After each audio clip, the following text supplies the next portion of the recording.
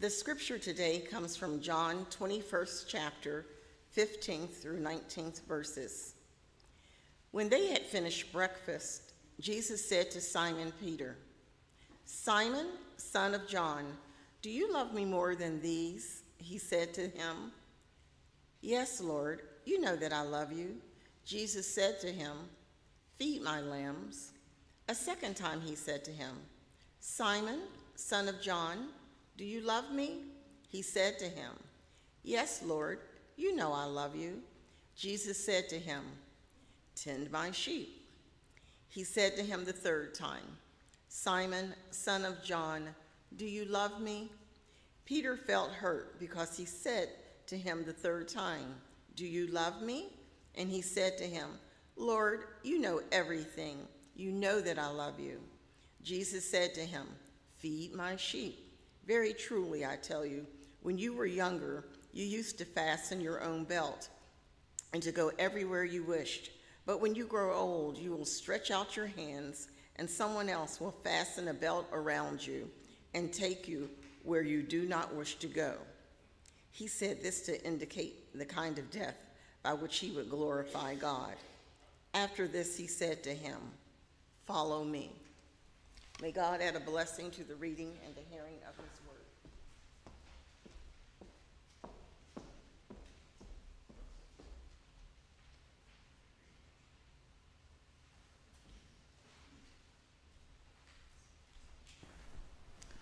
Thank you, Kathy.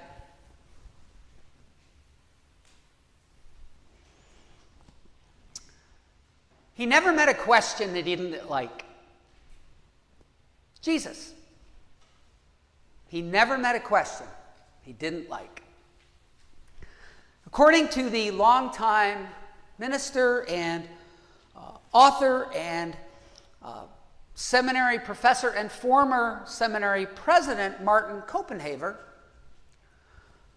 across the four Gospels, Jesus asks approximately 300 questions. At the same time, Copenhaver says, Jesus only directly answers how many? Any idea? What would you guess?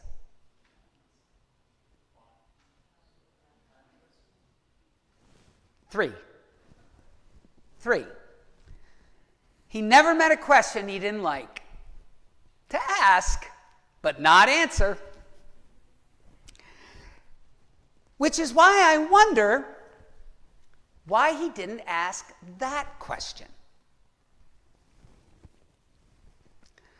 As we have talked about the last couple weeks, particularly last week, in the final chapter of John's Gospel, the writer tells us that the risen Jesus appears to the disciples while they are in a locked room in Jerusalem after his crucifixion. Well, not all the disciples. We know that Thomas is missing from that first encounter, leading to Jesus making a return visit so that Thomas can have his come to Jesus moment and have his doubts about the resurrection taken away.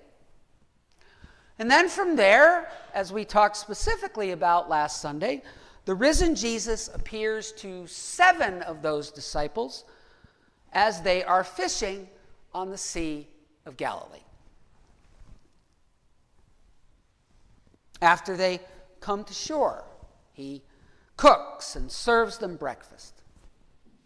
And now, in the scene from John's Gospel that Kathy just shared with us, breakfast is over. And with the breakfast dishes now being washed and dried and put away, Jesus turns to Peter. And says, "Hey, Pete, got a minute?" And I at least would understand completely if upon hearing that, Peter had said to Jesus, "You know, boss, I'd love to, but I I have a tea time at the Galilee Country Club in like 15 minutes, and I really need to go. I, at least, would completely understand if Peter had responded that way because, well, you know, the last time the two of them had been face to face, Peter had denied being a follower of Jesus and even gone so far as to have denied knowing Jesus at all on the night before Jesus' earthly life would end. But Peter doesn't try to get away. He heads off with Jesus, walking down the shore of the Sea of Galilee. And Jesus says, "Simon, son of John." And Peter gulps. Because I don't know about the house you grew up in or the one in which you raised your kids in, but in the house I grew up in and the one Cindy and I raised our kids in, if you said someone's full birth name, that was generally not a good sign. If my mother or father said Mark James, I looked for a place to hide. Simon, son of John, in that time and place was Peter's formal birth name. Simon, son of John, Jesus says, "Do you love me?" Jesus being Jesus, he asks a question. Do you love me more than these? And now Peter goes from being worried to being confused. These what? Well, Jesus doesn't say, and neither does the writer of John's gospel. But theologians and biblical scholars since then have offered a few possibilities. Some theologians and scholars suggest that more than these is a reference to the tools of Peter's trade, his former life before being a disciple, his fishing boat and his net and those kinds of things. Do you love me more than that former life that you now seem to be wanting to go back to? Okay. Other theologians and scholars suggest that more than these is a reference to the other disciples. Jesus saying, "Hey, Peter, do you love me more than you love them?" Okay. Other theologians and scholars suggest that it is also about those other disciples, but in a different way. Jesus' way of saying, "Peter, do you love me more than they do?"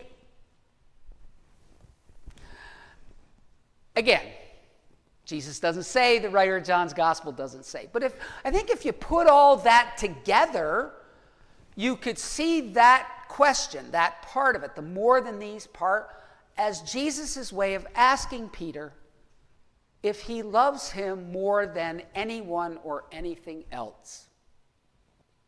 And Peter says, "Sure, boss. You know I love you." "Okay," Jesus says, "feed my sheep." Sheep, common metaphor throughout the Bible for people. God's people, Jesus' people. Take care of them. Okay. Peter thinks, yes, nailed it. But then Jesus asks a second time, "Simon, son of John, do you love me?" Leaves out the more than these part. "Do you love me?"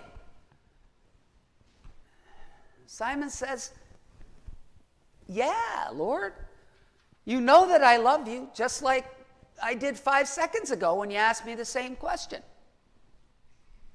"Okay," Jesus says, "tend my sheep.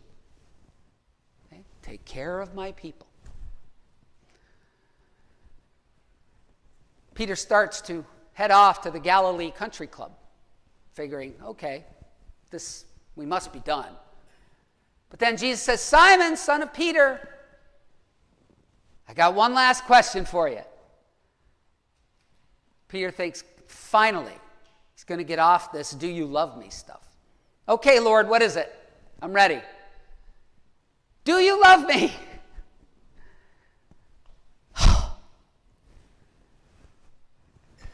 Peter says, yes, Lord, you know that I love you. And Jesus says, then take care of my people. And the conversation ends.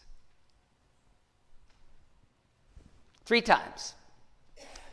3 times Jesus asked Peter the same basic question. It's the only time in the Gospels that Jesus will ask someone the same question 3 times. It is an act of reconciliation and restoration on Jesus' part. Because 3 times, Jesus denied Peter. And so now 3 times, Jesus asks Peter to recommit to him and the life that he has called him to. 3, one of those biblical numbers that represents wholeness, completeness. Jesus helps Peter to become complete, to become whole again, emotionally and spiritually, so that he can go out to be the person Jesus needs him to be. It is an act of reconciliation and restoration. Awesome. But still, for a guy who never met a question he didn't like, why didn't he ask that one? Why didn't he ask Peter in some way this question?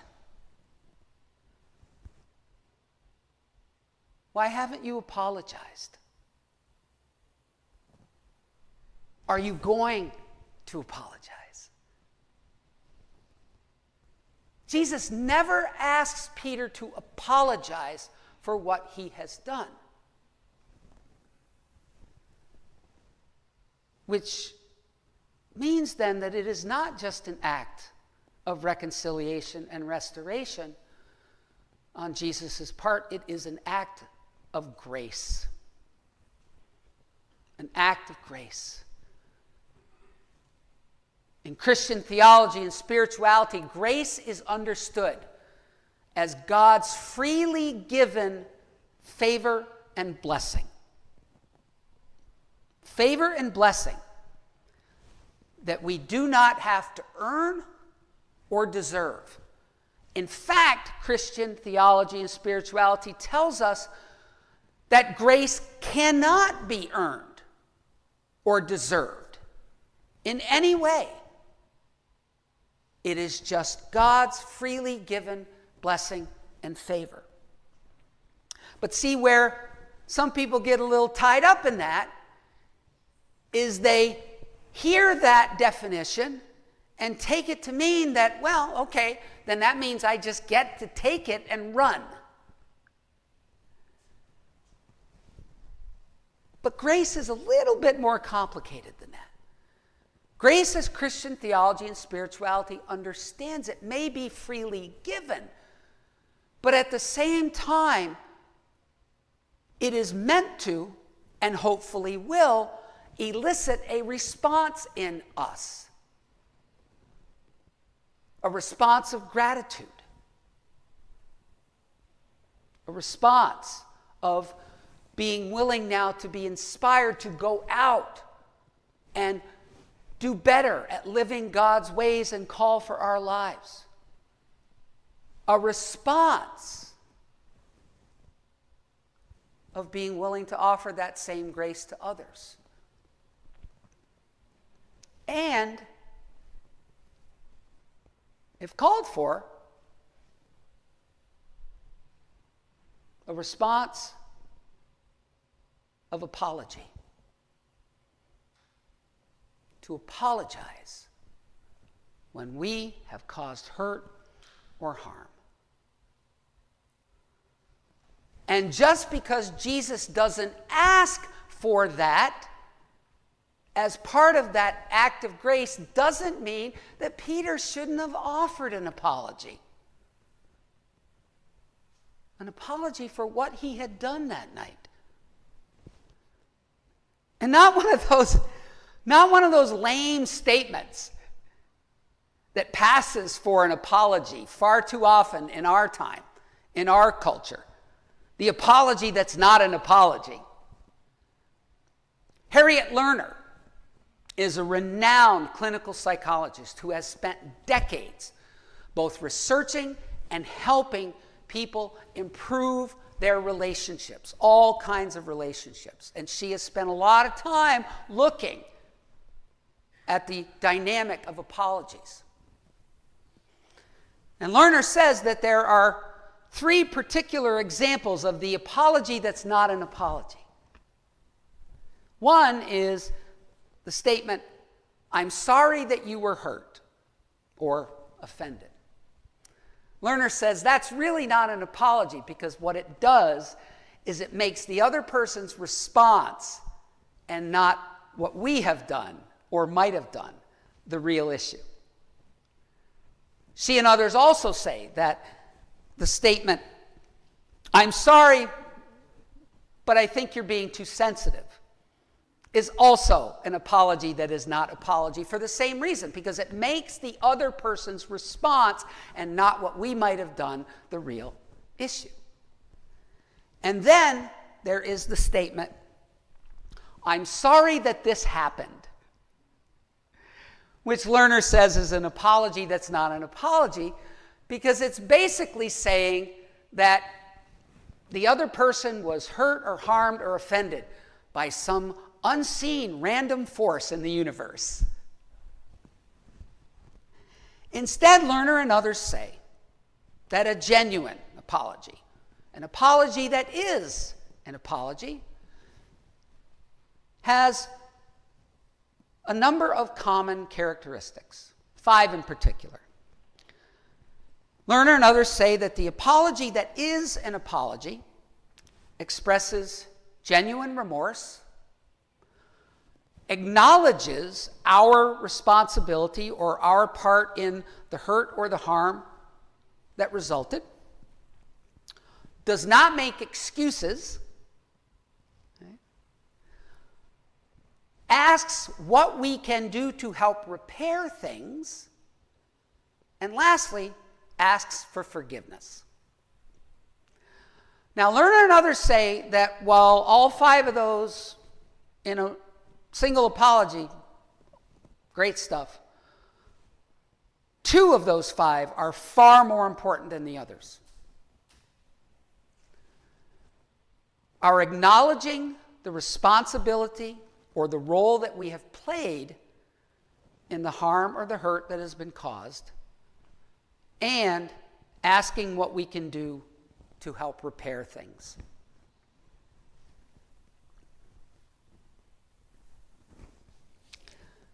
Now, Peter, to his credit, does not offer an apology that is not an apology. But he also doesn't offer a real apology, a genuine apology. He doesn't offer anything. Nothing. Why? Why? And why doesn't Jesus ask for one? Well, again, Jesus doesn't ask for one because it is an act of grace. And grace doesn't ask for it, doesn't demand it, doesn't try to coerce an apology, something that I think is far too characteristic of our current culture, where everyone seems to be all too willing to demand an apology from someone else for even the slightest mistakenly spoken word, or threaten to punish them if they don't apologize. Those, Lerner says, are completely useless. They create more harm. But why? Why doesn't Peter even try to offer an apology? Well, Lerner and others say probably for the same reasons that we can so often be reluctant or resistant or outright refuse to offer an apology. For instance, Lerner and others say, we can be resistant, reluctant, or refuse to offer apologies for cultural reasons. There are certain cultures, they say, in which apologies are assumed to be implicit, that they are just simply offered through a change in someone's behavior, and so therefore it is not necessary to actually express one. Lerner and others also say that we can be resistant, reluctant, or refuse to offer apologies because that is a behavior that we have learned in our own families or in our primary tribes, even, in church communities. They tell us that we can be resistant and reluctant and refuse to apologize because we hold a perspective that to apologize is to express the idea that we are bad people, either individually or our group is bad. We also can be resistant, reluctant, and resist offering apologies because we have come to believe that it is a sign of weakness. And certainly I think those last couple of things are pretty reflective of our current culture, our current time. Seeing apologies as an expression that we are bad people or an acknowledgement to say to the world that we're bad people or as a sign of weakness. And then finally, Lerner and others say that we can be resistant, reluctant, or resist offering apologies because we believe that intent matters more than impact.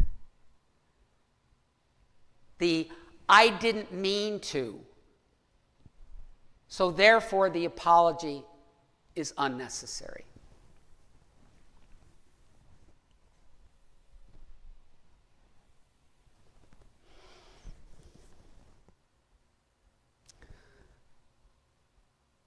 The grace that Jesus offers Peter, the grace that Jesus and the God he embodies offer each and every single one of us, is free. We can't earn it, we can't deserve it, it's just free. It is an act of grace. But again, that doesn't mean that it shouldn't move us to respond in certain ways. To respond with gratitude. To respond by doing better at living the way God calls us to. To respond by offering that same grace to others, and to respond when it warrants it, when we have contributed to harm or hurt. Respond by offering an apology. And not one of those apologies that's not an apology, but a real, honest, meaningful apology. Because it's not a declaration that we are bad people. It doesn't express that we're bad people, it just expresses that we're people, that we're human. And it is not an expression of weakness. In fact, it is just the opposite. It is an expression of emotional and spiritual strength. And while Jesus and the God he embodies never ask or demand or try to coerce us to apologize to them or to anyone else,